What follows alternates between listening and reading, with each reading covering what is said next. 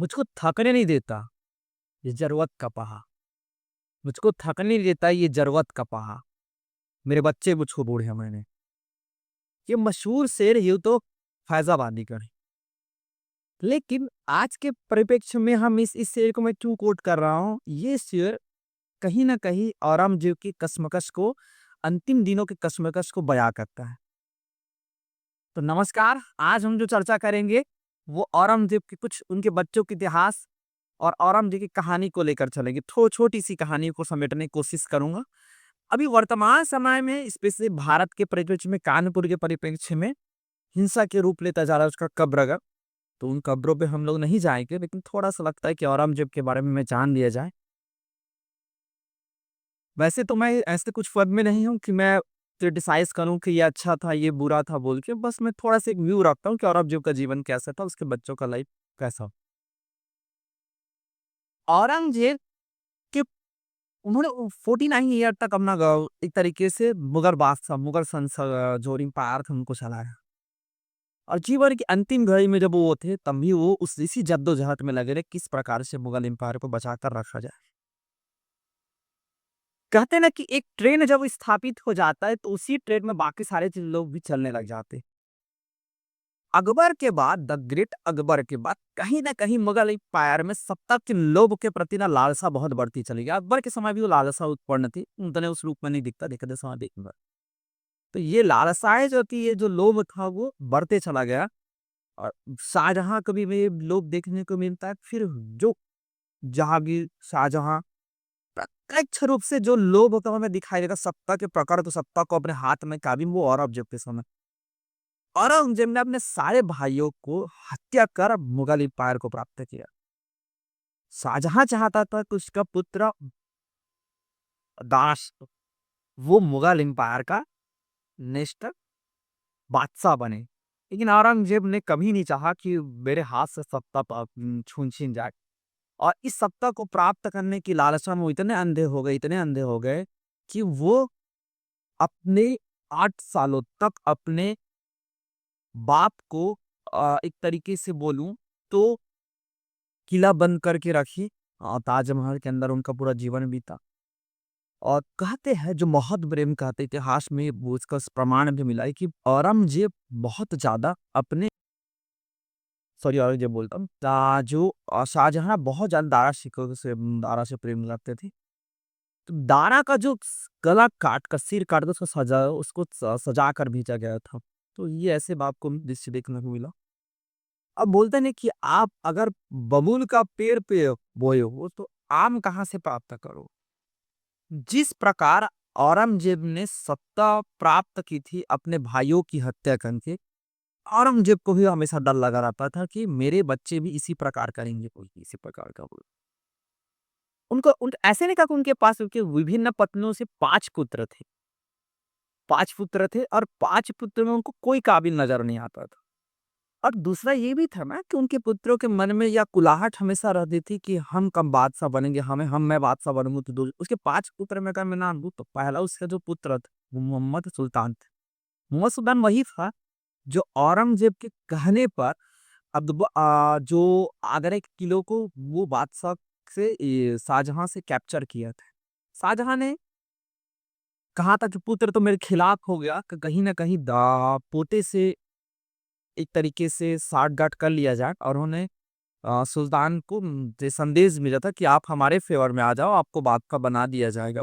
सुल्तान उस समय अपने औरंगजेब के प्रति में पितृभक्त में थे, उत पिता भक्त में, तो उन्होंने कहा कि शामिल नहीं होता। लेकिन समय बीतते गया और सुल्तान ने भी वही एक तरीके से अपने पिता के खिलाफ व्यवहार किया, विरोधी स्वभाव रखा, जो एक समय औरंगजेब शाहजहाँ के खिलाफ रखते थे। फिर अंजाम वही हुआ कि सुल्तान को ज़हर देकर उनके पिता ने ही मरवा दिए। तो ये वास्तविकता है, जो आप बिहेव करोगे वही चीज़ लौट के आता है ना, कि पूरी दुनिया एक नियम पे चलती है, पूरी दुनिया। मुझे लगता है एक नियम दुनिया बोलते ना, ये पूरी दुनिया सिर्फ़ एक नियम पे चलती है, वो कर्म का नियम।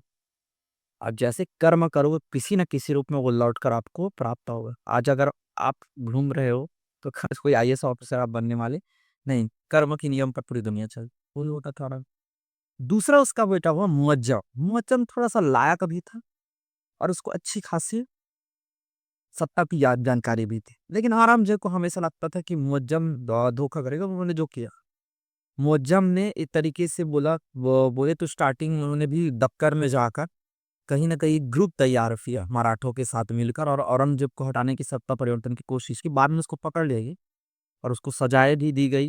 और चूँकि उनको कहा था कि उनको 6 महीने तक ना तो उसको बाल काटने दिया, ना तो उसके नाखून काटे, उनको खाने की व्यवस्थाएँ भी थी। बाद में उनका दिल पसीज गया और उन्होंने उसको लाहौर भेज दिया, मुअज्जम को लाहौर का गवर्नर उनको बनाकर भेज दिया।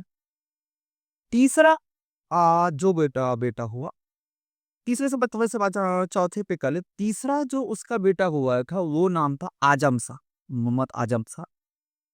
मोहम्मद आज़म शाह जो थे वो भी सत्ता के लोलुप में रहे, वो भी सत्ता प्राप्त करने के ये प्रयास पे रहते रहे। और चौथा जो उनका बेटा हुआ जिसका नाम था अ, अकबर, वो अकबर नहीं, द ग्रेट अकबर नहीं, अकबर हुए।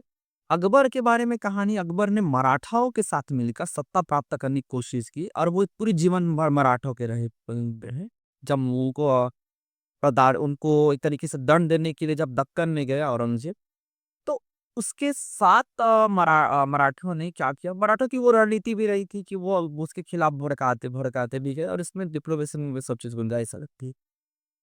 तो उसको भड़काए फिर बाद में अकबर को सुरक्षा प्रदान करके उसमें फ़ारस, अभी का ईरान रीजन में उसको भेज दिया गया और वो जीवन भर वहीं रहे। अंतिम उसका बेटा हुआ काम बख्श। काम बख्श की भी वो जीवित थे, काम बख्श तो चूँकि जीवित था और जब वो जीवन के अंतिम घड़ी में था औरंगज़ेब, तो उन्होंने क्या किया, पहले तो उनको लगता था कि शाह जो आज़म है, उनको लगता था कि क्योंकि वो आस-पास थे आगरा के, तो उनको लगता है कि बादशाह मैं ही बनूँगा। उनको लगता था कि नहीं, मुअज्जम को बनाया था बादशाह बुत के, तो उन्होंने मालवा के लिए भेज दिया। लेकिन शाह आलम को सॉरी, शाह आलम शाह को लगता था, शाह आलम नहीं, आलम शाह को लगता था कि मुझे सुल्तान बना। तो वो धीरे-धीरे मालवा की ओर बड़े बादशाह बनना उठ गया। 4-5 दिनों में औरंगज़ेब की मृत्यु हो गई।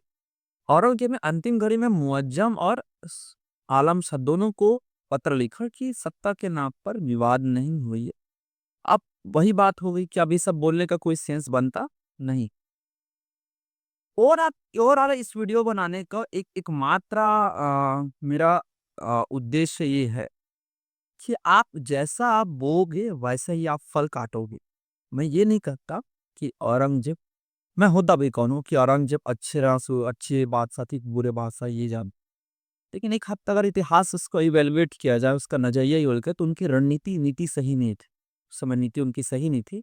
जैसे नीति अकबर ने अपनाई थी, वैसी नीति निर्माण करके अच्छा नियंत्रण स्थापित कर सकते हैं। लेकिन उनकी नीति सही नहीं थी और दूसरा जो उनका बिहेवियर था, जो व्यवहार था, सबको शक के नज़रिए से देखने का व्यवहार, वही उसी समस्या को अंतिम दिनों में उसको गुज़रना पड़ा। तो उम्मीद होगा ये छोटा-सा वीडियो आपको पसंद आया होगा। चैनल को लाइक, शेयर, सब्सक्राइब कीजिए। कल कुछ नए कहानी के साथ फिर मिलते हैं। धन्यवाद।